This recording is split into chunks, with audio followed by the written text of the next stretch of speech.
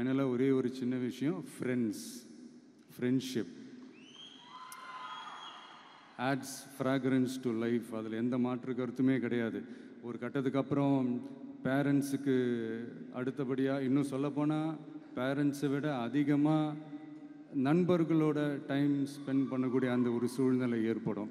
அதனால் நல்ல நண்பர்களை தேர்ந்தெடுங்க. நீங்கள் கேட்கலாம், நட்புன்றது அதுவாக அமையிறது தானே, நாம் எப்படி சூஸ் பண்ண முடியும்னு. அது ஒரு விதத்தில் கரெக்டு தான். அதனால் நான் கொஞ்சம் வேறு மாதிரி சொல்கிறேன்.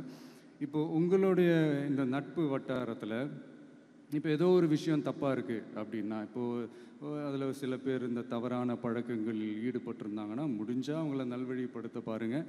இந்த தவறான பழக்கங்களில் மட்டும் ஈடுபடாதீங்க, ஈடுபடக்கூடாது. நான் முன்னாடியே சொன்ன மாதிரி தான், உங்களோட அடையாளத்தை எக்காரணத்தை கொண்டும் இழந்துடாதீங்க. Don't lose your identity at any cost.